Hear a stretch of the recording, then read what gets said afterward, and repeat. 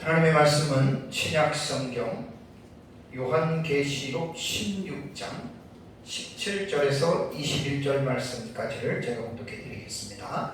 이것은 하나님의 말씀입니다.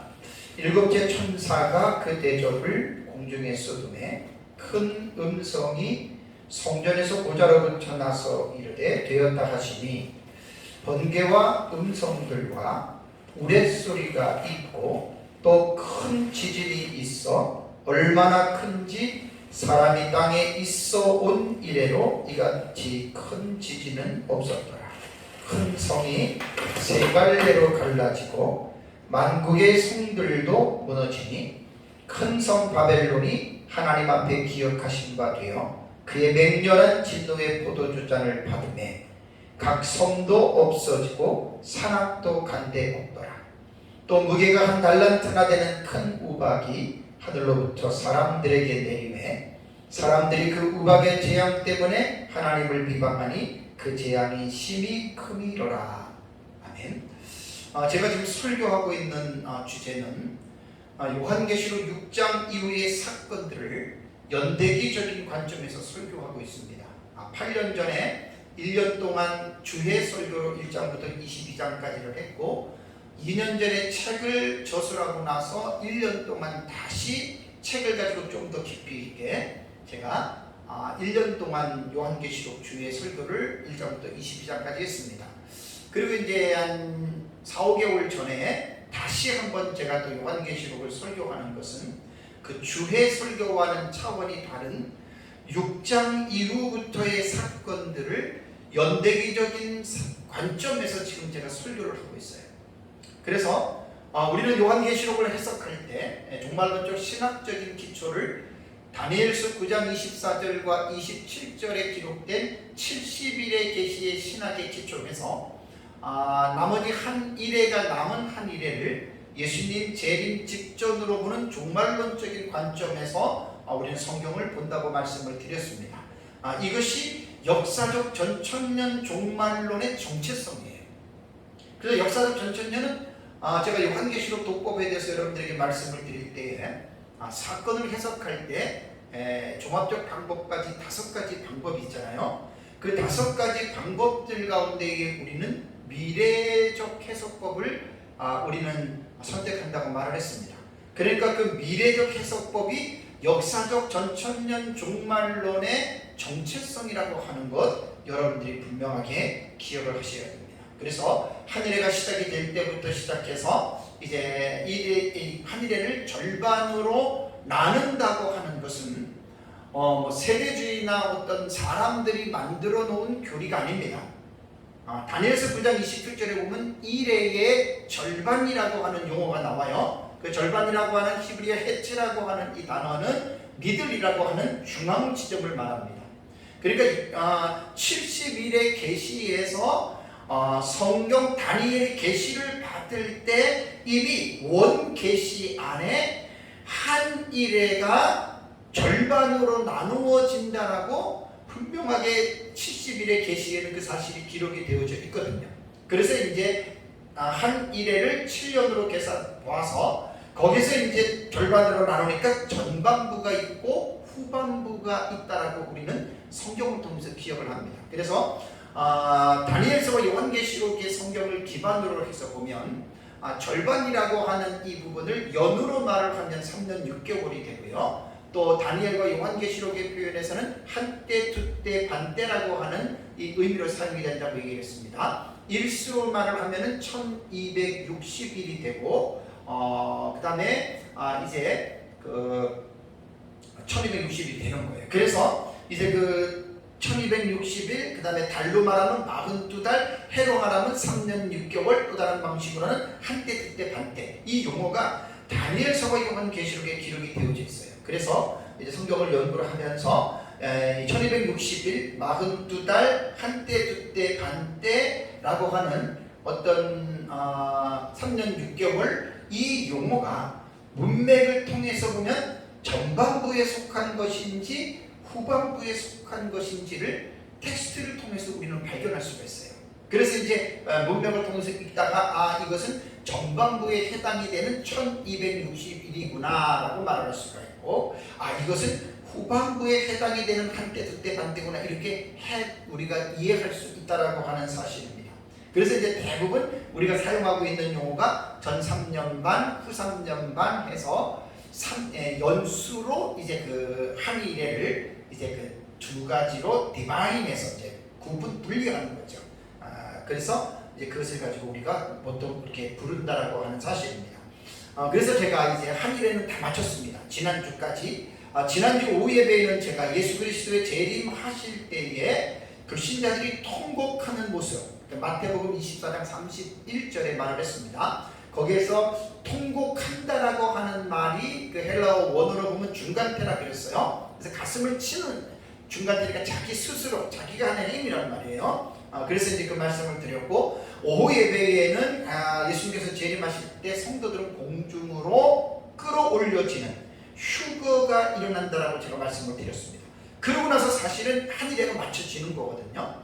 지난주에 설교에서 제가 잠깐 요약해서 말씀을 드리면 오후 예배 때 한 겁니다. 휴거에 대한 부분을 다시 한번 제가 정리를 해드릴게요. 휴거라고 하는 한자어는 들어올릴 휴 혹은 이끌 휴라고 하는 단어고요. 그 다음에 거자가 들린다라고 하는 그 거자입니다. 그러니까 한문의 의미로 볼 때에는 들려 올려지는 거예요. 끌어져 올려지는 거예요. 이것이 바로 한문의 용어에서도 휴거라고 사용하는 뜻이거든요. 그래서 이제 우리말 사전을 여러분 찾아보시면 휴거에 대한 설명을 어떻게 했냐면, 그리스도가 세상을 심판하시기 위해 재림할 때 구원받을 사람을 공중으로 끌어올리는 일이다라고 이렇게 우리말 사전에는 휴거에 대한 기본적인 정의가 내려져 있습니다. 그래서 마태복음 24장 31절에 그가 큰 나팔 소리와 함께 천사들을 보내리니 그들이 그의 택하신 자들을 하늘 이 끝에서 저 끝까지 사방에서 모으리라. 마태복음 24장 31절에는 하늘 이 끝에서 저 끝까지 사방에서 성도들을 모으리라라고 말을 했는데, 그 모으는 장소가 땅인지 공중인지에 대해서는 언급하지 않았습니다. 성경을 연구할 때에는 한 본문 안에 모든 내용들이 이렇게 다 우리가 이해할 수 있을 정도로 기술된 것도 있지만, 어떤 경우에는 부분을 이렇게 정리해 놓은 것들이 있어요. 그래서 어떤 사건에 대해서 우리가 올바르게 이해하기 위해서는 거기와 연관된 성경을 전후 문맥에서 또 전장과 후장과 또 성경 전체에서 그 주제에 맞는 내용들을 가지고 와야 됩니다. 그리고 와서 그 사건 하나를 올바르게 봐야 되는데, 예수님의 재림에 대한 사건은 어떤 본문 한 본문에 재림에 대한 모든 내용들이 나온 부분이 하나도 없어요. 구약 성경부터 신약 성경, 특히 요한계시록 안에서 재림에 대한 본문을 다 가지고 와서 연구를 해야 예수님의 재림에 대한 주제를 정확하게 이해할 수가 있습니다. 그래서 마태복음 24장 31절에 하늘 이 끝에서 저 끝까지 사방에서 모은다라고 하는 이 모으는 장소가 애매모호하게 나왔지만, 데살로니가전서 4장 16절과 17절을 보면 예수님 제1000사장의 주께서 호령과 천사장의 소리와 하나님의 나팔 소리로 친히 하늘로부터 강림하시리니 라고 말을 하면서 17절에 그 후에 우리 살아남은 자들도 그들과 함께 구름 속으로 끌어올려 라고 말을 했습니다. 하르파조라고 말을 했어요. 끌어올려라고 하는 이 단어도, 이 단어를 볼 때, 그 다음에 이제 공중에서 주를 영접하게 하시리니 라는 말씀을 볼 때, 마태복음 24장 31절에 하늘의 끝에서 저 끝까지 사방에서 모은다라고 하는 말은 땅에 있는 성도들을, 생존한 성도들을 공중으로 끌어올린다. 이게 바로 휴거라고 하는 말입니다. 그래서 제가 두 본문에서 마태복음 24장의 모으리라고 하는 단어와 데살로니가 전서의 끌어올려라고 하는 이 헬라어 단어가 똑같은 단어는 아니지만 이 단어의 의미는 같은 의미예요. 그래서 세상에서 생존하는 성도들을 끌어올려서 모은다고 하는 그러한 의미로 말씀을 했습니다. 성경이 이렇게 휴거에 대해서 분명하게 교훈하고 있음에도 불구하고 일부 사람들 가운데 특히 일부 무천년주의자들은 강력하게 휴거를 부인하는 사람들이 있다 그랬습니다. 그래서 제가 설교나 강의들을 딱 보면 휴거는 없다 이렇게 강의하는 사람들도 있고 이렇게 설교하는 사람들도 있는데 대부분 거의 다가 무천년주의자들의 종말론을 따라가는 사람들입니다. 제가 지난주에도 한번 말씀을 드렸지만 이거는 큰 오류입니다. 왜냐하면 저는 그분들이 왜 휴거가 없다라고 설교 제목으로 잡는지 저는 100번 이해를 해요. 왜 이해를 하냐면 그 극단적인 세대주의자들의 그릇된 재림과 휴거 사상에 대한 반론에서 나온 그 내용이거든요. 그들의 변증이거든요. 근데 오해해서는 안 될 게 뭐냐면 마태복음 24장 31절과 데살로니가전서 4장 17절에 분명히 휴거 있잖아요. 예수님 재림할 때. 그런데 세대주의자들의 휴거, 재림과 휴거는 어떻다 그랬어요? 7년 환란이 시작되기 전에 예수님이 은밀하게 공중에 재림하신다. 이거 성경에 안 나오는 거예요. 그때 성도들이 지상의 교회가 공중으로 끌어올려진다. 이것도 성경에 나오지 않는 이야기예요. 그리고 7년 환란이 대환란이 지난 다음에 7년 대환란이라는 것도 성경에는 안 나와요. 우리는 7년 환란이라고 말을 하고 대환란은 후 3년 반만 우리 역사적 전천년은 인정을 합니다. 그게 성경에 나오는 이야기예요. 그러고 나서 이제 7년 환란이 끝나고 나서 한일의 기간이 끝나고 나면 예수님 재림하거든요. 재림은 단 한 번입니다. 무천년도 전천년도 그거를 믿는 거예요. 우리는 재림, 일회성, 반회적 재림과 성도들의 휴거는 마태복음과 데살로니가전서 4장에 나온 대로 예수님이 지상 재림할 때에 그때 성도들 휴거되는 거예요. 그게 어려운 게 하나도 없잖아요. 근데 세대주의자들은 여기에서 자기들이 인위적인 어떤 교리를 만들어 가지고 존 넬슨 다비가 19세기에 이 사상을 만들어 놓고 분별하지 못하는 사람들이 지금도 환란 전 휴거 예수님의 재림을 두 번 이야기를 하고 있습니다. 성경 어느 곳을 봐도 예수님의 재림은 가시적인 가견적 재림이에요. 사람이 볼 수 있게 재림하는 것이지 예수님 재림할 때 사람이 보이지 않고 은밀하게 재림한다는 말은 없습니다. 그것은 뭐냐면 세대주의자들이 만들어 놓은 인위적인 교리라는 거예요. 우리는 절대로 그것을 우리는 용납할 수도 없고 인정할 수도 없습니다. 그래서 세대주의의 이 환란 전 휴거에 대한 이 사상을 반론하기 위해서 세대주의자들이 말하는 이 휴거는 없다 이렇게 말하면 되는데 아예 세대주의자들이 잘못된 휴거론을 말하니까 아예 성경 자체 내에서 휴거가 없다라고 말하는 것은 어불성설이고 그것은 하나님의 성령의 감동으로 기록해 놓은 하나님의 계시의 말씀을 부정하는 엄청난 잘못을 저지른다고 하는 사실을 이렇게 설교하는 일부 무천년주의자들은 경각심을 가져야 됩니다. 제가 개인적인 어떤 사감이 있어서 말씀을 드리는 게 아니라 성경 진리 자체를 훼손하면 그것은 자기에게 문제가 있는 거예요.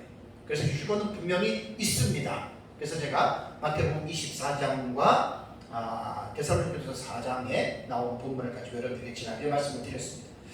제가 이제 이번에 좀 설교하는 내용은 연대기적이라고 했어요. 자, 그럼 사실 지난주까지의 내용을 볼 때 후반부의 3년 반이 끝난 거예요. 예수님 재림하면서 아마겟돈 심판하고 사람들 성도들을 불러서 공중으로 끌어올리는 휴거가 딱 되면서 한 일회가 그때 딱 맞춰지는 거예요. 제가 조금 고민한 게 그럼 휴거된 성도들이 어디에 있느냐? 그게 계시록 14장 2절과 4절에 보면 불이 섞인 유리바다가 나오거든요. 이 설교를 먼저 하려고 하다가 그거는 이제 인식만 우리가 하고 있으면 되니까 그것은 제가 이제 이제 하늘해가 끝나고 지구의 심판이 먼저 좀 급한 것 같아요. 이걸 먼저 말씀을 드린 다음에 곧바로 이제 휴거된 무리들이 어디에 있느냐라고 하는 부분은 제가 한 2주 지나면 될 것 같아요. 2주 정도 지나야 이제 그 부분에 대해서 여러분들에게 말씀을 제가 드릴 수 있습니다. 한 달 전에 제가 하나님의 7 대접의 특징은 하나님의 진노를 가득히 담은 마지막 재앙이라 그랬죠. 그래서 제가 한 달 전부터 첫째 대접, 둘째 대접, 셋째, 넷째, 다섯째, 지난주까지 6번째 재림 대접까지 여러분들에게 제가 말씀을 드렸습니다. 6번째 대접이 끝나고 지난주에는 또 제가 이제 예수님 재림할 때 이제 성도들이 휴거되는 요거까지 제가 이제 말씀을 드렸습니다. 자, 그러면 이제 대접 재앙으로는 마지막 번째 대접 재앙이 7번째 대접 재앙이거든요. 그러니까 7번째 대접 재앙에 대해서 오늘 제가 설교를 하는 거예요. 이것은 한 일회가 마치자마자 곧바로 7번째 대접 재앙은 쏟아집니다. 그래서 7번째 대접 재앙은 결론적으로 말씀을 드리면 하나님이 세상을 불로써 심판하는 거예요. 참 끔찍한 내용이죠. 끔찍한 내용이기 때문에 더더욱 성도들은 분명하게 인식하고 있어야 되고, 불신자들에게 복음을 전할 때에도 이 사실을 그들이 싫어하던 분명하게 우리는 전해야 됩니다. 이게 심판에 대한 복음이기 때문에 그렇습니다. 그래서 지난주도 말씀을 드렸지만 예수님이 재림할 때는 두 가지의 양극단의 사건이 일어난다고 말씀드렸어요. 불신자들은 통곡을 합니다. 그리고 성도들은 심판에서 이제 불심판을 받기 전에 구원을 받아서 하늘로 휴거가 되는데, 곧바로 그들이 통곡하면서 떨어지는 것이 이 세상의 심판 가운데 그들이 떨어지는 것인데, 요한계시록에서는 이 세상에 대한 심판의 장면을 무려 5번이나 중복해서 계시했다 그랬죠. 참 놀라운 사실입니다. 그래서 제 설교를 5번을 해요. 오늘 2번 하고 다음 주 2번 하고, 다음 주에 3가지 사건을 2번 할지 그 좀 제가 고민을 해보고요. 왜냐하면 이거는 순서적으로 할 때 다 설교했던 내용들이기 때문에. 그러나 2년 전에 제가 1년 전에 설교했던 내용은 mp3 음성만 녹음이 되었고, 이번에 설교하는 거는 유튜브로 영상이 올라가니까 제가 또다시 한번 어쩔 수 없이 하는 거예요. 자료 보관 문제 때문에도. 그래서 요한계시록에 기록된 이 세상에 대한 심판이 5가지가 어디 나오냐면, 순서적으로 말을 드리면 계시록 6장 11절과 17절에 6째 인 나오죠. 그건 지구 심판에 계십니다. 멸망에 계십니다. 다음에 계시록 3장과 5절에 보면은 금향로를 땅에 쏟는 사건 나와요. 그것 또한 지구 멸망에 계십니다. 그리고 계시록 14장 17절과 20절에 땅에 익은 포도송이를 추수할 때 그 포도송이를 짓밟으니까 피가 튄다는 말이 나오잖아요. 그것도 하나님께서 이 세상의 마지막 심판에 대한 계시로 보면 되고요. 4번째는 오늘 지금 설교하는 계시록 16장 17절과 21절에 7번째 대접의 내용도 이 세상의 심판에 대한 계시입니다. 다음에 이제 마지막 5번째는 계시록 18장 보면 전장이 큰 성 바벨론이 멸망하는 모습을 전체적인 묘사가 아니라 부분 몇 부분을 클로즈업 시켜서 이제 그 땅의 왕들, 그 다음에 상인들, 땅의 백성들이 가슴을 치면서 애곡하는 모습들이 나오죠. 그 계시록 18장 자체가 이제 이 세상이 불심판을 받을 때의 그 구체적인 모습을 몇 가지 사건들을 클로즈업 시켜서 이제 말하고 있는 것입니다. 자, 그렇다면 왜 하나님은 같은 한 책에서 같은 사실을 5번이나 반복했을까요? 한 2번 내지 많아는 3번 정도만 하면은 알아들을 텐데, 왜 하나님께서 계시의 모양을 바꾸어서 5번 중복해서 하나님이 계시하셨을까요? 간단합니다. 그 계시가 그만큼 분명하고 이 계시가 확실하다라는 거예요. 분명하게 이 계시는 이루어진다라고 하는 이 사실에 대해서 강조하는 것입니다. 그러면 이 5가지 지구 멸망에 대한 계시 중에 제가 첫 번째로 텍스트를 선택한 것이 아까 봉독해 드린 7번째 대접 심판입니다. 왜냐하면 대접 심판은 쭉 제가 설교를 해오다가 하는 것이기 때문에 이 본문을 먼저 설명해야 되겠다라고 하는 것이 나올 것 같아요. 같아서 제가 일곱 번째 대접에 대한 이 부분을 먼저 본문을 선택을 했습니다. 자, 일곱 대접 재앙은 어디에 예속된 거라 그랬어요? 어디에 매여 있어요? 예속은 딸려 매여졌다는 뜻이잖아요. 일곱 대접은 어디에 매여 있어요? 일곱 번째 나팔에 예속된 거예요. 그럼 일곱 나팔은 어디에 예속이 돼 있어요? 일곱 번째 인에 예속이 돼 있어요. 이게 이제 계시록을 기록된 순서로 보는 형식상 구조에서 계시록의 흐름을 우리는 먼저 이것을 이해를 해야 됩니다. 그래야지만이 요한계시록을 우리가 보다 분명하게 여러분 이해를 할 수가 있습니다. 인 시리즈, 나팔 시리즈, 대접 시리즈는 요한계시록의 중요한 주축이 되는 계시이기 때문에 종말론의 사상을 따라서 모든 학자들이 세 가지의 일곱 시리즈를 요한계시록의 주된 계시로 보거든요. 일곱 인의 계시가 일곱째 인이 일곱 나팔로 얹어지고 일곱 번째 나팔이 일곱 대접으로 이루어지는 거예요. 그러니까 일곱째 인이 이게 다 일곱째예요. 일곱째 나팔. 네. 그러니까 일곱 대접은 일곱 번째 나팔의 예속, 딸려서 매여 있다는 거예요. 일곱 나팔도 일곱째 인에 매여서 딸려 있다. 그래서 일곱 인의 계시가 제가 뭐라 그랬습니까? 도표에 보면은 총론 계시다. 이걸 꼭 먼저 이해를 하고 요한계시록을 이제 공부를 하면 참 재미있고 체계적으로 잘 볼 수가 있습니다. 그러니까 이 일곱 대접은 특징이 뭐라 그랬습니까? 아까도 말씀드린 대로 하나님의 진노를 아주 가득히 담은 재앙인데 어떤 재앙이냐? 특성이 마지막 재앙이다. 그래서 일곱 대접이 쏟아지면서 이 세상에 대한 심판이 맞춰지는 거예요. 그렇다고 모든 이 세상의 역사가 끝나는 거 아닙니다. 무천년은 세상의 멸망으로 이 세상의 역사가 끝나서 영생과 영벌로 갈라진다고 하는데 역사적 기준이랑 달라요. 뒤에 제가 조금 이따 다시 또 말씀을 드리겠습니다. 자, 그러면 이제 일곱 번째 대접 재앙에 대해서 본문을 가지고 주의를 하겠습니다. 그러면 제가 똑같이 대접 첫째에서 여섯 번째 대접에 설교했던 패턴으로 먼저 말씀을 드리면 재앙이 임하는 시기를 먼저 알아야 됩니다. 재앙이 임하는 시기는 도표를 보면 아시겠지만 한 일회가 마치자마자예요. 그러니까 요한계시록을 연구할 때 요한계시록 6장부터 19장까지는 약 44가지의 사건이 나오거든요.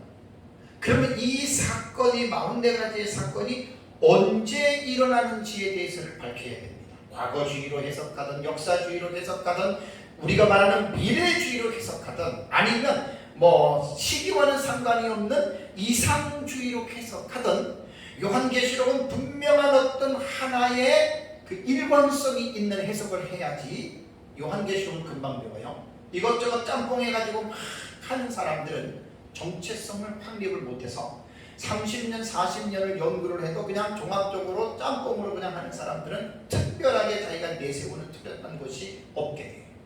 그래서 일곱 번째 재앙이 임하는 시기는 여섯 번째 대접에서 예수님이 재림하시고 곧바로 아마겟돈 심판하고 곧바로 일곱 번째 대접이 쏟아진다. 그러면 일곱 번째 대접이 재앙이 임하는 장소가 어디입니까? 자, 17절을 볼까요? 17절을 보면 일곱째 천사가 그 대접을 공중에 쏟는다. 그러니까 공중에 쏟는 거예요. 넷째 대접 같은 경우는 그 대접을 어디다 쏟았습니까? 하에다가 쏟았어요. 그죠? 다섯 번째는 짐승의 왕 보좌에다가 쏟았고, 첫 번째는 땅에 쏟았고, 두 번째는 바다에 쏟았고, 세 번째는 강들에 쏟았습니다. 그러니까 그 대접을 쏟는 장소를 잘 유의해서 보면 일곱 번째 대접은 공중에다 쏟았는데 공중에다 쏟고 나서 그 다음에 어떤 내용이 나오냐면 큰 음성이 나오는데 어디로부터 나오느냐? 성전에서 나옵니다. 제가 성전에 대한 이야기는 여러분들에게 말씀을 드렸지만 일부 무천년주의자들은 천국에는 성전이 없다 그러거든요. 왜 천국에 성전이 없어요? 요한계시록에 분명히 그 천국에 성전이 없다라고 하는 것은 계시록 21장 21절에 그 성 안에는 성전이 없다라고 하는 말은 새 예루살렘 성 안에만 없을 뿐이지 천국이라고 하는 그 천국의 에리아 안에는 분명히 성전이 4장과 5장이 천국의 성전에 하나님이 계신 모습을 묘사한 거예요. 정말로 제대로 올바르게 깊이 있게 공부해야 됩니다. 천국에 왜 성전이 없어요? 예루살렘 성 안에만 없을 뿐이지. 여기도 분명히 16장 11절에 뭐라고 나옵니까? 성전의 보좌로부터 소리가 나옵니다. 어떤 소리가 나옵니까? 되었다라는 말이 나오죠. 되었다라고 하는 이 말은 뭔 뜻일까요? 자, 우리가 성경을 연구를 하면서 저는 이제 뭐 많은 선교자들의 설교를 매일 보지 못하지만 가끔 들어보면 어떤 분들은 영어를 좀 잘하시는 분들이 있어요. 늘 아쉬운 게 뭐냐면 되었다 하고 항상 영어를 갖고 이야기를 하거든요. 안타까운 게 뭐냐면 영어 이전에 신약 성경은 헬라어고 구약 성경은 히브리어와 아람어예요. 영어가 중요한 게 아니에요. 상위 개념의 언어가 히브리어와 헬라어거든요. 그래서 저는 언어에 대해서는 사실 제가 실력이 많이 딸리기 때문에 좀 깊이 있게는 못 보고, 특히 이제 히브리어 헬라어 같은 경우는 제가 가지고 있는 두 가지 원어 사전 CD 프로그램이 두 개가 있습니다. 슈퍼 바이블하고 바이블 X. 거기서 이제 사본이 보통 세 개가 두 개가 들어가고 하나는 세 개의 사본을 가지고 있기 때문에 제가 이제 그 사본 네슬 알란트 21판하고 그다음에 이제 UBS 3판하고 그다음에 스테파누스 사본하고 그 이제 그 헬라어 사본은 세 개가 있습니다. 그 제가 두 개 가지고 있는 제 CD에서 제가 이제 늘 또 공부를 하고 있습니다. 그래서 여기 보면 되었다라고 하는 이 단어가 헬라어 단어는 게고넨으로 나옵니다. 게고넨. 이 게고넨이라고 하는 이 원 동사는 기노마이에서 나왔거든요. 이 기노마이가 되게 많이 신약 성경에 나와요. 그럼 기노마이가 무슨 뜻이냐? 생겨나다, 일어나다, 되다, 만들어지다, 행하다 이런 의미를 가지고 있는 거예요. 그런데 동사가 나올 때에는 하나의 동사를 공부할 때는 우리가 동사 속에서 6개의 성격을 읽어내야 돼요. 시상태, 격수 이런 거 있잖아요. 그걸 읽어내야 되는데 이 게고넨이라고 하는 이 단어는 기노마이에서 나왔는데 이 태를 보면은 완료태요. 완료태. 물론 이제 그 법으로 볼 때는 이제 직설법이 되는데 완료태는 뭐냐면 헬라어에 보면은 그 히브리어도 그렇고요. 동작이 완료가 됐느냐 아니면 동작이 완료가 되지 아니했느냐 요 상황을 보는 거예요. 그러니까 미완료태라고 하는 말은 동사가 미완료태로 나왔으면 그건 아직 완료가 되지 않는 거고, 완료태는 그 동작이 완료가 된 거예요. 그래서 되었다라고 하는 이 게고넨이라고 하는 이 단어가 완료태로 볼 때에는 동작이 이미 완료가 됐다는 거예요. 그래서 7번째 대접 심판으로서 하나님의 심판은 세상을 향한 하나님의 심판입니다. 역사의 끝은 아닙니다. 거기는 이미 완료가 됐다라고 하는 말이에요. 예수님께서 십자가에서 그 못 박히실 때 다 이루었다라고 말을 하잖아요. 그죠? 그 이제 구속의 상태를 완료했다라고 하는 그런 의미가 있듯이 7번째 대접 재앙으로 말미암아 다 완료가 됐다는 거예요.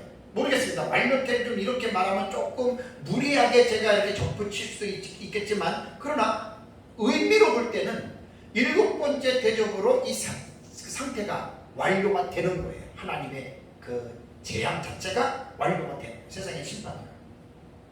그래서 킹 제임스 번역을 보면은 it is done, 그래서 다 이루었다는 거예요. 우리말은 그냥 되었다, 개정개혁은 이렇게 해석을 했는데 저한테도 한국어 여권이 한 12개 정도 있습니다. 다 CD로 되어 있기 때문에 필요할 때 제가 들어가서 전부 다 한번 비교를 해보는데 시간이 워낙 많이 들어가서 일일이를 못해도 가끔 합니다. 킹 제임스 번역에는 다 이루었다라고 되어져 있고, 현대어 성경은 조금 좀 우리가 이해하기 쉽게 의역을 많이 해서 다 좋은 게 아니라 원문에 대한 부분을 잘못하는 경우들이 종종 있어요. 그래서 여러 가지 여건들을 볼 때는 조심해서 봐야지. 그냥 자기 구미에 맞는다고 이게 내가 볼 때 맞아 해서 그 여건의 번역을 택하면 큰일 날 경우들이 많이 있습니다. 그래서 현대어 성경에는 이제 다 끝났다. 그러니까 어떻게 보면 개본년이라고 하는 이 단어가 우리 개역 성경에는 지금 되었다라고만 이렇게 말을 했는데, 어떻게 보면 이것이 되었다라고 하는 말이 킹제임스 번역에서 다 이루었다, 현대어에서 이제 다 끝났다, 어떻게 보면 이렇게 번역해도 우리 개정개혁보다는 낫다는 거예요. 그죠? 의미상으로. 그래서 역본들을 많이 보면 우리가 그 의미들을 조금 더 풍성하게 우리가 역본을 통해서 이해를 할 수가 있습니다. 얼마나 이제 높아지면서 말씀드리면 아무거나 무조건 막 원문의 의미와 상관없이 의역이 지나치게 돼서 원문의 의미를 벗어나는 경우들도 꽤 많이 있습니다. 그런 것들은 조심해야 합니다. 그래서 요한계시록에 기록된 이 세상에 대한 모든 심판이 예수님의 재림과 더불어 이제 세상을 불러 심판하면서 다 끝났다. 저는 완료태라 그래서 어쨌든 완료태가 그걸 조금 좀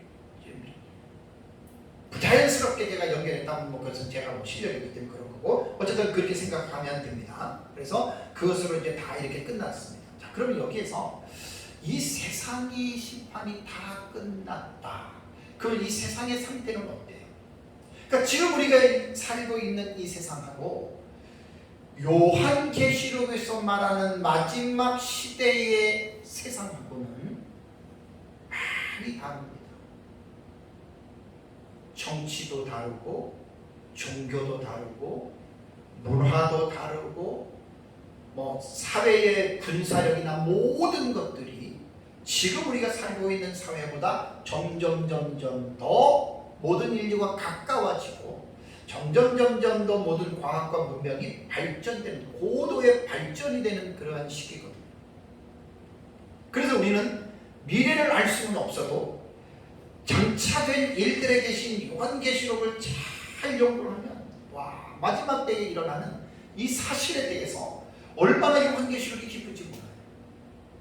그래서 대부분 요한계시록을 깊이 있게 보지 못하는 사람들은 어떤 나타나는 종교적인 특정한 사건 하나만 가지고 적그리스도가 나타났고 666 짐승가 나타나고 적그리스도 경배하고 이런 것만 이야기를 하는데, 그것이 주된 핵심 사안이기는 하지만 어떠한 사회적 환경에서부터 일어나는 거예요. 그래서 지난번에 제가 설교할 때도 많이 말씀을 드렸잖아요. 어떤 사회를 우리가 논평할 때에는 한 분야만 가지고 말을 하면 안 됩니다. 지금 중국이 대만을 지금 침공 자기 일체제 원체제 해가지고 지금 두 개로 지금 양립하는 것을 지금 그들이 반대하면서 미국의 펠로시 하원 의장이 방문하고 또 그 생활할 때 무력 시위까지 했잖아요. 근데 제가 인터넷 뉴스를 봤더니 왜 중국이 대만을 침공할 수 없냐면, 지금 중국에는 칩 있잖아요. 칩 포 문제가 있어요. 저도 이제 자세히 공부는 안 했는데, 우리나라의 삼성이 지금 그 칩 문제에 있어서 상당히 지금 1위고, 대만이 또 가지고 있는 다른 방식이 그게 있어요. 그게 대만이 1위예요. 중국이 1년에 대만에서 그 칩을 수입하는 것만도 126조인가 그래요. 만약에 불협화음이 생겼다, 대만에서 그 칩을 딱 걸어 잠그고 안 주면 중국의 중요한 어떤 산업이 마비가 되는 거예요. 지금까지 중국이 싸구려 제품을 가지고 지금 경제가 성장을 했잖아요. 이제 싸구려로 되는 게 아니라 이제는 조금 더 나은 제품에는 전부 다 반도체 문제가 전부 다 개입이 되어져 있어요. 참 신기합니다. 신기합니다. 거기서 우리나라가 삼성이 지금 그 놀라운 그 파워를 세계적으로 가지고 있다는 게 더 놀라운 것 아닙니까 지금? 그러니까 마지막 시대의 사회는 지금 우리가 살고 있는 이 사회랑 많이 달라집니다. 그걸 우리는 성경을 통해서 우리는 이제 이렇게 봐야 된다라고 하는 사실입니다. 조금 전에 제가 아까 말씀드린 걸 다시 말씀을 드리면, 7번째 대접으로 이제 다 끝났다, 다 마쳤다라고 하면서 모든 이 세상의 역사가 끝났다라고 보는 것이 무천년의 종말론 신학이고요. 역사적 전천년은 이 7번째 대적으로 세상의 심판이 끝났을 뿐이지 아직도 이 세상의 역사는 어느 정도는 남아있다, 그렇게 보는 거예요. 그래서 그것을 어디에서 결정이 나냐면 계시록 19장과 20장 이 사이를 어떻게 보느냐에 따라서 종말론이 갈라져요. 그러니까 계시록 19장 11절과 21절에는 예수님 재림, 아마겟돈 전쟁으로 다 확다들이 보거든요. 20장을 들어가면 천년왕국이 나오죠. 자, 이것을 연속적으로 보느냐, 그러니까 예수님 재림하고 천년이 이 땅에서 이루어지느냐, 연속적으로 보는 것이 역사적 전천년의 종말관이고, 아니다, 예수님 재림하고 끝났고 20장의 천년왕국 20장 1절에서 9절까지 10절까지의 내용은 그것은 신약시대로 다시 이것을 봐야 된다고 보는 것이 무천년입니다. 그래서 20장에서 예수님 재림으로 끝나서 영생과 영벌로 간다라고 말하는 것이 이게 무천년의 종말론의 입장이고요. 우리 역사적 전천년은 예로부터 19장과 20절을 연속적인 개념으로 보아서 19장 예수님 재림한 다음에 이 땅에서 천년왕국의 그런 우리는 보는 것이 이것이 여러분 역사적 전천년입니다. 자, 그러면 본문을 주의를 한번 하겠습니다. 자, 18절을 볼까요? 다시. 자, 이제 아까 제가 17절 말씀을 드렸습니다. 10절 해설하고 18절을 보시면 되었다 하시니 그 다음에 나타나는 사건이 나오죠. 번개와 음성들과 우레소리가 있고 또 큰 지진이 있어 얼마나 큰지 사람이 땅에 있어 온 이래로 이같이 큰 지진이 없다. 18절의 중요한 내용은 뭐냐면 지진이 있다라는 거예요. 근데 그 지진이 있기 전에 어떤 사건이 선행이 되냐면 번개와 음성들과 우레소리가 있다는 거예요. 요 소리가 나면서 지진이 일어나는데 이 지진에 대해서 형용하기를 얼마나 큰지 땅에서 있어 온 이래로 이런 큰 지진은 없었다. 전대미문 전무후무한 말로 형용할 수 없는 이 지진이라는 말입니다. 번개와 음성과 우레소리는 이제 소리가 나면서 이제 그 어떤 지진이 일어나는 것인데, 번개나 음성이나 우레소리는 한 사건에 대한 복합적인 표현입니다. 뭐 번개는 뭐고 우레는 뭐고 뭐 음성들은 뭐고 구분은 되겠지만, 그러나 이것들은 한 사건의 어떤 복합적인 표현으로 지진이 나기 전에 이제 이러한 이제 현상이 있을 것이다라고 말을 하면서, 그 다음에 이제 이 19절과 21절까지의 내용은 차례차례 알겠지만 대략적으로 볼 때는 이 18절에 게시된 사건의 이 결론으로 인해서 나타나는 이제 그 현상들을 말을 하는 것입니다. 그러면 조금 더 자세하게 말씀을 드리겠습니다. 자, 18절에 보면 또 큰 지진이 있어 얼마나 큰지 사람이 땅에 있어 온 이래는 이같이 큰 지진이 없었더라라고 말하는 말입니다. 얼마나 큰지 이거는 도무지 상상할 수가 없는, 지금 이 세상에서 일어났던 뭐 고베 지진이라든가 뭐 무슨 지진, 그런 건 지진도 아닙니다. 그건 정말 지진도 아닙니다. 그래서 이제 이 지진으로 인해서 이제 이루어지는 사건들이 19절과 20절이 나오는 거예요. 어떻게 큰 지진이냐고 19절과 20절 한번 보겠습니다. 큰 성이 세 갈래로 갈라지고 만국의 성들도 무너지니 큰 성 바벨론이 하나님 앞에 기억하신 바 되어 그의 맹렬한 진노의 포도주 잔을 받음에 20절에 각 성도 없어지고 산악도 간데 없더라. 자, 첫 번째, 큰 성 바벨론이 세 갈래로 갈라졌다. 이 큰 성은 지금 우리가 살고 있는 지구입니다. 또 여기 보면은 만국의 성들도 무너졌다라고 하는 말은 전 세계에 있는 도성들을 말을 하고, 각 성도 없어지고라고 하는 말은 뭐냐면 세계에 있는 모든 성들을 말을 합니다.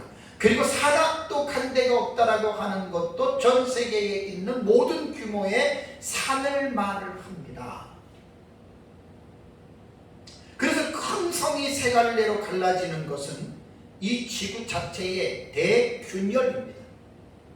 그러니까 지표면이 어느 한 부분이 균열이 될 때 우리는 그것을 지진이라고 말을 하는데, 일곱 번째 대적으로 일어나는 이 지진은 지구 자체가 세 갈래로 갈라진다.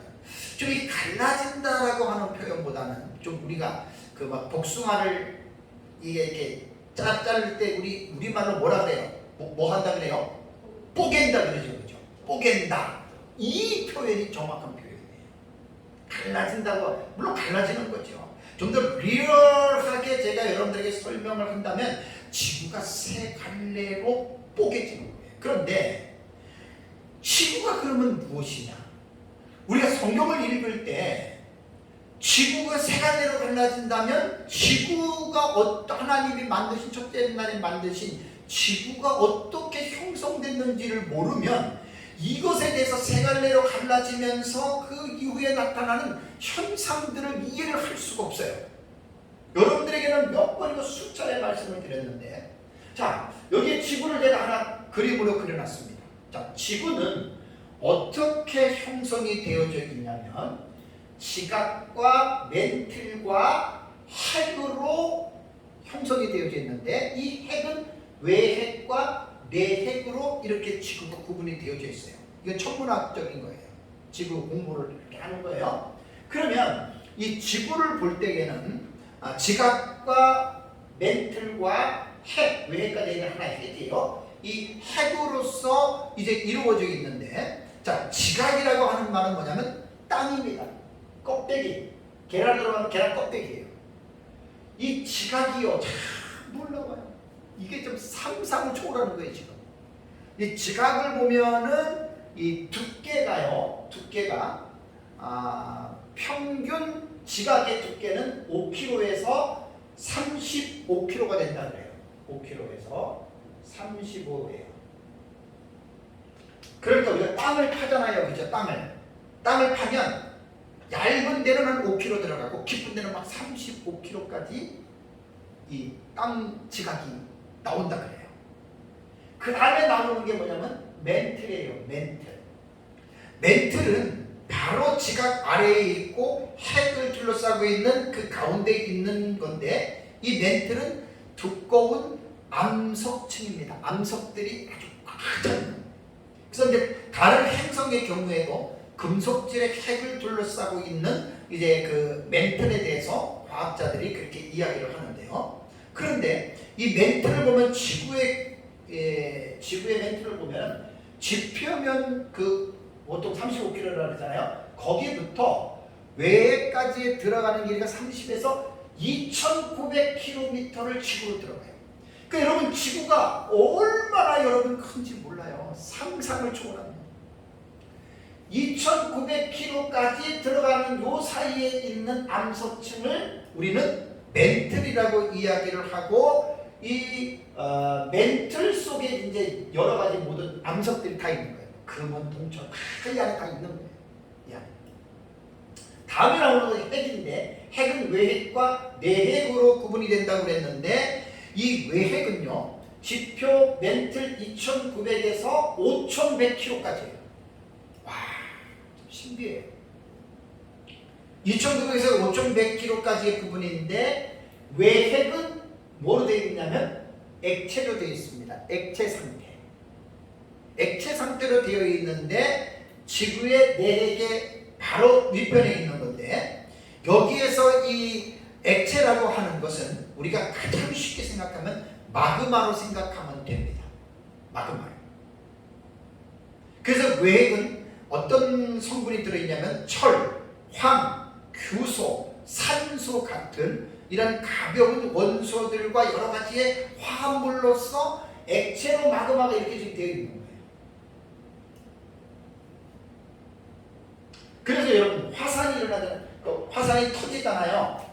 화산이 터지면 지구상에 예를 들어서 어떤 산에 화산이 뻥 터졌다 그러면 여기에 있는 외곽에서 있는 마그마가 이렇게 올라와서 터지는 거예요. 이게 화산 폭발이 이렇게 이루어져요.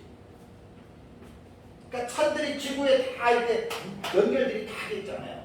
그렇게 지금 이루어지는 겁니다.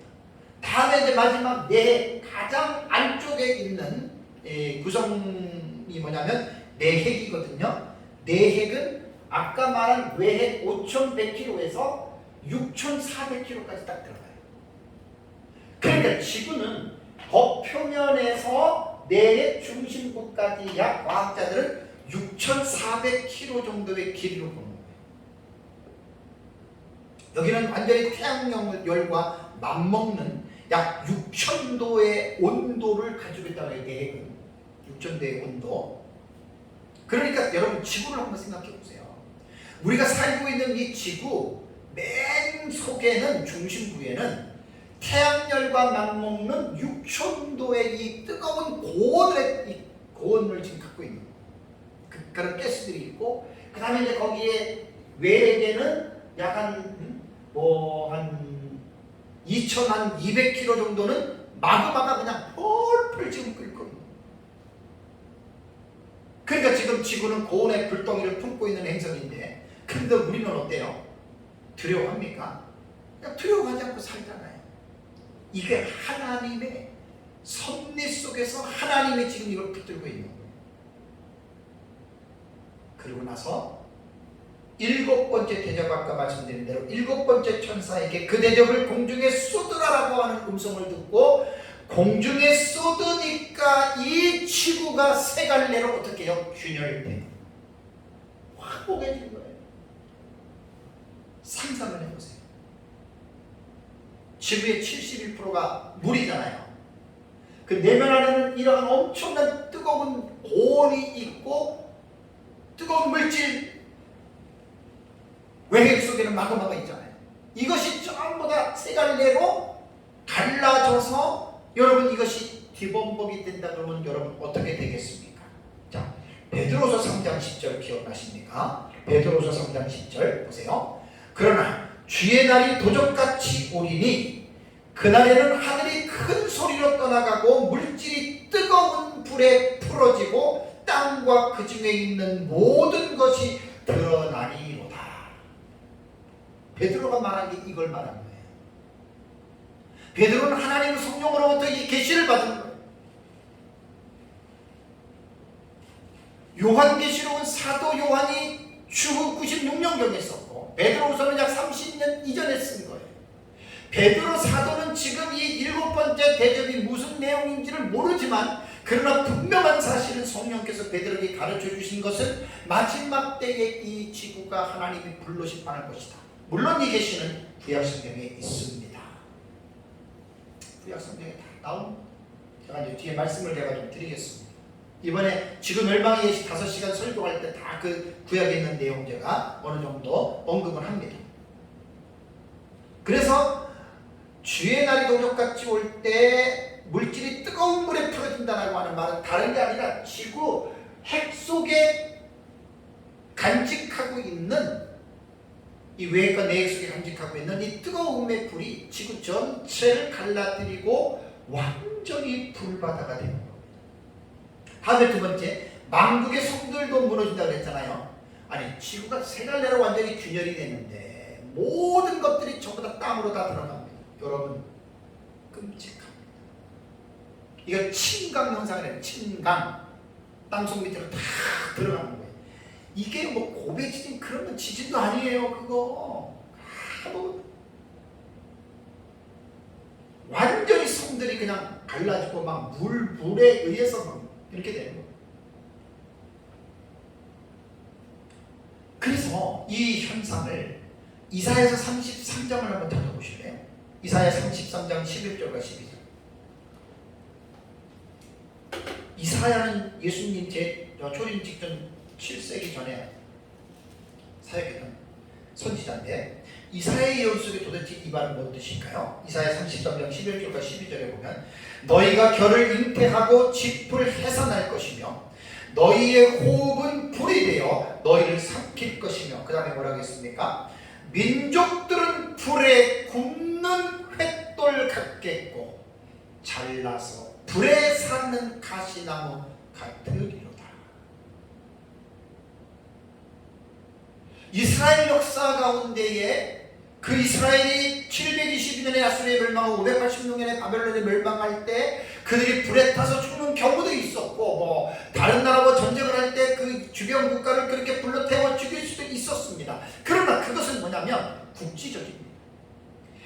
단적으로 어느 한 지역에서 일어났지만 지금 이사야의 예언 속에는 분명히 민족들이라고 하는 복수를 썼습니다. 이 세상의 모든 민족들의 불에 굽는 횃돌 같겠고 잘려서 불에 사는 가시나무처럼 세상의 모든 사람들이 불에 탄다. 이사야 당시에 이것을 누가 이 예언의 말씀을 이해를 했겠습니까? 이 말을 도무지 상식적으로 받아들일 수 있습니까? 그 성경은 전체적으로 봐야 돼요. 일곱 번째 대접이 바로 이겁니다. 모든 사람들이 지구가 세 갈래로 균열되니까 거기에서 올라오는 불에 의해서 다 죽을 수밖에 없는 거예요. 다음에 20절에 뭐라 그랬죠? 20절 다시 요한계시록 16장으로 돌아가서 16장 20절을 보면 각 섬도 없어지고 산악도 간 데가 없더라. 뭐 볼 것도 없죠. 모든 산들이 섬들이 다 가라앉는 거예요. 여러분 지구 자체도 섬으로 보면 돼요. 바다가 70%가 넘으니까. 그래서 일곱 번째 대적으로 내리신 하나님의 심판을 그의 맹렬한 진노의 포도주 잔이라고 표현을 하는 거예요. 계시록 14장 19절에도 이제 다음 주에 제가 설교할 텐데 땅의 포도송이를 하나님의 진노의 큰 포도주 틀에 던졌다. 여러분 이거 정말 이 사람들한테 이 얘기를 한번 해보세요. 사람들이 이걸 이해조차 하겠나? 에이 쓸데없는 얘기한다 그러겠죠.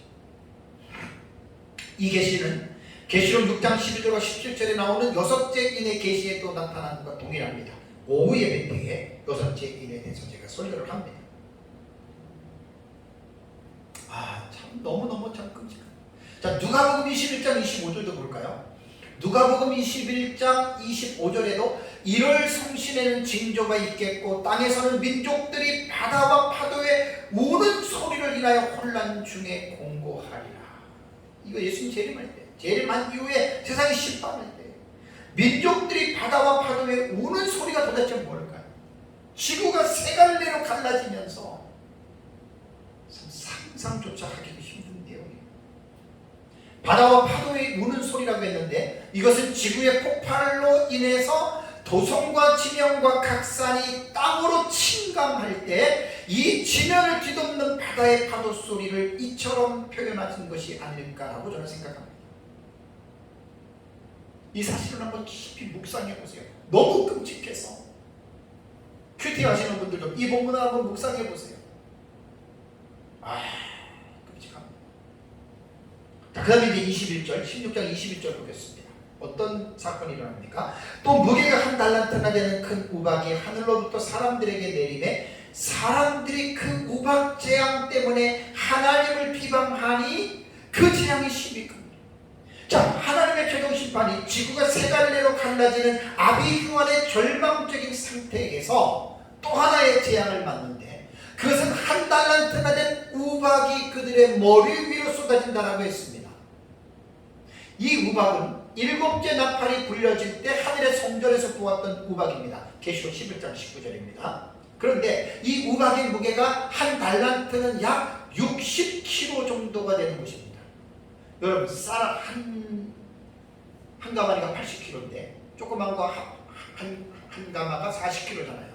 거기에 반을 더해서 60kg 정도의 무게가 되는 우박이 떨어진다고 한번 생각해 보세요. 지금 보통 골프공 같은 우박이 이상 기온의 현상으로 떨어지는 데가 가끔 나타나잖아요. 그거 머리 정수리 정면 맞으면 죽어요. 그런데 그 몇 킬로나 되겠어요 그거? 몇십 그램 밖에 안 되겠죠. 골프공만한 거. 100g 정도 될래나요? 근데 60kg 정도 되는 우박이 떨어지면 이거 완전히 폭탄입니다. 그러니까 여러분 잘 기억하세요. 이 일곱 번째 대접 내용 지금 공부하는 거예요. 지구가 세 갈래로 갈라져요. 섬, 땅 모든 거 다 침강돼요. 그러니까 하늘에서 60kg 정도가 되는 우박이 떨어집니다. 근데 여러분 이건 과학적으로도 충분한 어떤 충분하게 이 사실이 맞다고 인정할 수밖에 없습니다. 여러분 우박 같은 게 왜 생겨요? 지상에 있는 것과 천상에 있는 공기의 차이가 급속할수록 우박이나 이런 것들이 좀 생기잖아요, 그죠? 근데 생각해보세요. 지구가 지금 불에 타는 거예요. 엄청나게 뜨거워요.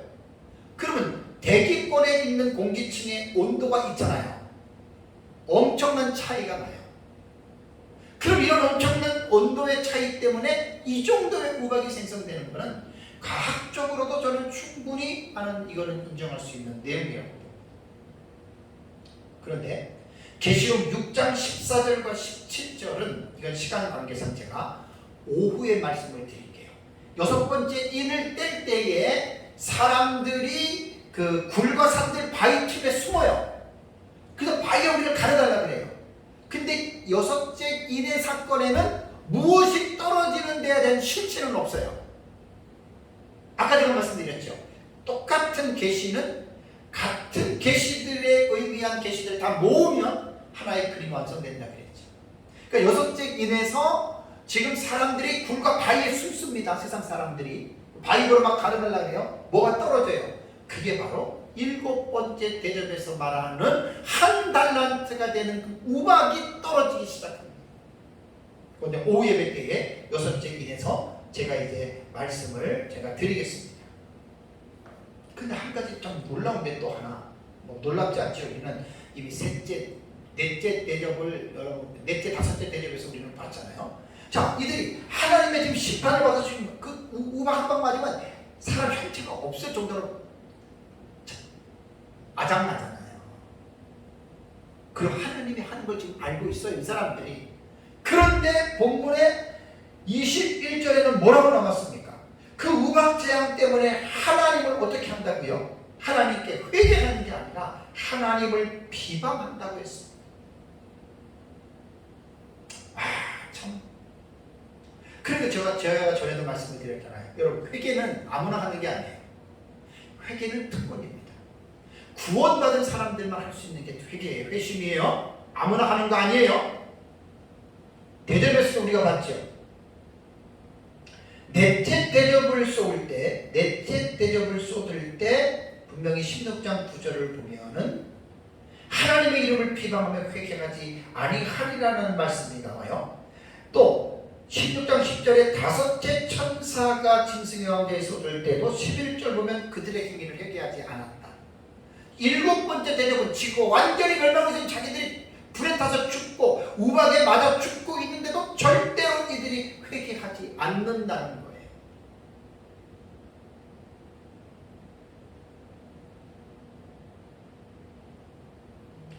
다음에 네 번째는 이 재앙을 받을 때 일곱 번째 재앙을 받는 대상입니다. 제가 첫째, 둘째, 셋째, 넷째는 대접재앙을 설교할 때 똑같은 틀에서 설교를 했어요. 그러면 이 일곱 번째 대접은 누가 받느냐? 여기에는 성도는 하나도 없습니다. 자, 이게 놀라운 일입니다. 성도는 하나도 없고 100% 불신자들입니다. 왜 성도가 없겠느냐? 지난주에 예수님 재림할 때 불신자들은 통곡하지만 성도들은 어떻게 된다고 그랬어요? 공중으로 휴거되지요. 성도들은 이미 휴거가 된 거예요. 그러니까 성도들이 휴거가 되면서 일곱 번째 대접이 땅에 쏟아지니까 성도들은 이 일곱 번째 대접의 재앙은 전혀 상관이 없습니다. 사랑하는 성도 여러분, 셋째 화인 일곱 번째 나팔의 계시가 일곱 대접 재앙이라고 했어요. 그 일곱 대접 재앙은 하나님의 진노를 가득히 담은 마지막 재앙의 특징이 있습니다. 그래서 이 일곱 대접은 창세기 이후에 전대미문의 전무후무한 재앙으로서 예수님 재림하시고 나서 쏟아지는 하나님의 심판입니다. 성경에는 이 세상에 대한 하나님의 심판을 두 가지로 묘사했습니다. 베드로후서 3장 6절과 7절을 볼까요? 베드로후서 3장 6절과 7절에는 베드로는 이런 교훈을 했습니다. 이로 말미암아 그때 세상은 과거의 세상입니다. 물에 넘침으로 멸망하였으되 이제 앞으로는 그 말입니다. 미래적으로는 하늘과 땅은 동일한 말씀으로 불사르기 위하여 간수하신 바 되어 경건치 아니한 사람들의 심판과 멸망의 날까지 보존하여 두신 것이라고 베드로는 지금 성도들에게 이런 교훈을 하고 있습니다. 하나님께서는 그때라고 하는 때는 노아 시대 때의 물심판이고요. 앞으로는 불로써 이 세상을 불사르기 위해서 이 세상을 지금 간수하고 계신다. 이거 꼭 기억하시기 바랍니다. 그래서 베드로 사도가 말한 것은 바로 7번째 대접의 재앙을 두고서 말한 것인데, 베드로의 그 글에 보면 왜 그러면 세상이 이렇게 끔찍한 불심판으로 세상이 멸망을 하느냐, 뭐라 그랬어요? 베드로는 경건치 아니한 사람들의 죄악으로 인해서 심판을 받는다라고 말을 했습니다. 하나님을 믿지 않는 사람들은 경건한 삶을 살지 못해요. 그 불경건한 삶을 살기 때문에 그들은 이런 하나님의 불로 심판을 받는다라고 우리는 기억을 해야 됩니다. 그래서 마지막으로 제가 말씀드리고 싶은 것은, 어떤 사람들은 어떻게 하나님이 이렇게 잔인하게 끔찍하게 사람을 불러 이렇게 심판할 수가 있겠는가 라고 말을 하면서 하나님의 불의하심에 대해서 항변하는 사람들이 종종 있습니다. 근데 그 사람들은 정말 몰라서 그렇습니다. 인간의 실체를 몰라서 그렇습니다. 자, 계시록 16장 5절과 7절을 보시면, 내가 들으니 물을 차지한 천사가 이르되 전에도 계셨고 지금도 계신 거룩하신 이여 이렇게 심판하시니 의로우시도다.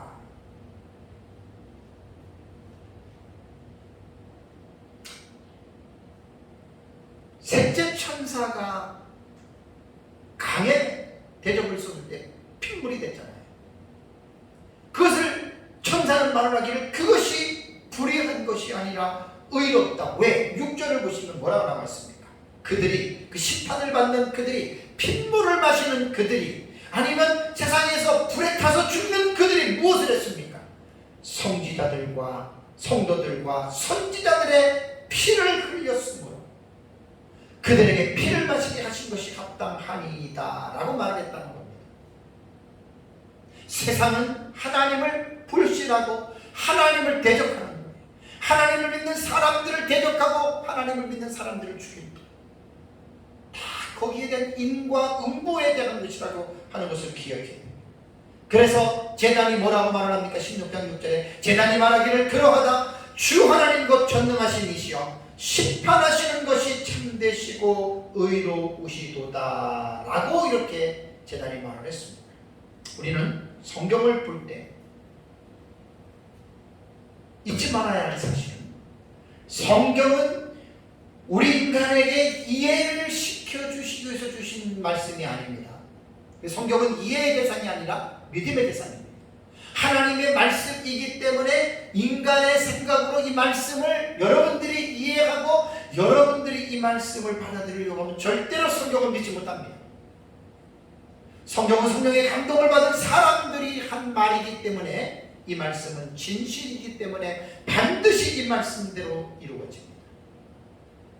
그럴 때 우리는 이 7번째 대접에 계시는 하나님의 때에, 카이로스, 하나님의 특별하신 때입니다. 분명하게 예수님 재림 이후에 이러한 사실이 이루어질 것이라고 하는 사실을 여러분들이 이해하라는 것이 아니라 믿으라는 것입니다. 그래서 이 주님의 재림을 기다리면서 우리가 늘 깨어서 신부단장의 삶을 살아가시기를 주님의 이름으로 축복합니다. 다 같이 함께 말씀